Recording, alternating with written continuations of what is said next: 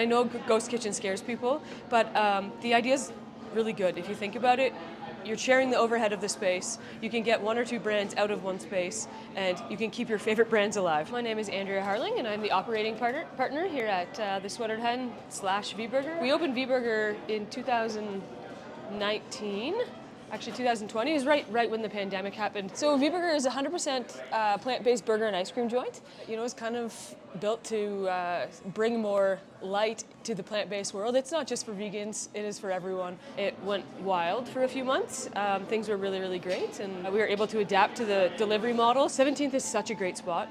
So vibrant, such a great community, so much walking traffic. Construction happens and then there's no parking. And all of a sudden, our tiny little V-Burger is stuck beside this big building that no one can see. We literally lost about between 50 and 60% of our sales. Most of it was all delivery apps at that point, and I'm thinking, I'm in this beautiful space, you know, how do I do this? So we decided, let's close V-Burger and see if we can do something else and while keeping V-Burger alive. So that's how the Sweatered Hen was born.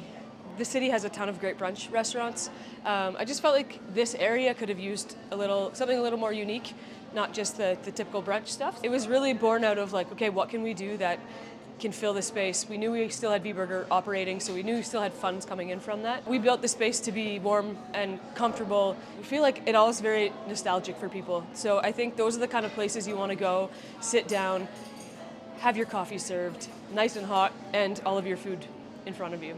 You got to kind of pivot and decide what you want to do and how you want to do it. So it's either we can keep V-Burger alive doing this, or we close it completely because it wasn't sustainable with what we were doing. It's just extra revenue coming in.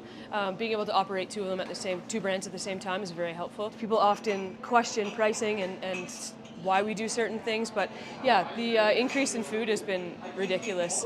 Like what we used to pay a year ago to 2 years ago to what we pay now, from a wholesale perspective, is crazy. But yeah, financially, it's helped both brands. V-Burger's helped the Sweatered Hen, and the Sweatered Hen has helped V-Burger. So it's been tricky to learn, to figure out how to do it, but our team's done very, very well. We've adapted. When we built V-Burger, we have separate fryers, separate flat tops, all for gluten-free and everything. So we kind of just adapted to one's plant-based and one is not. It's like wearing different hats, thinking of different concepts and different brands at the same time. Even thinking socially, like I'm trying to post all these social posts and I'm trying to keep the right verbiage for each one. And I've kind of just adapted to it being sort of the same concept. It's just doing it together. So I think it just comes down to being able to think about it and be smart and make decisions that work in your space.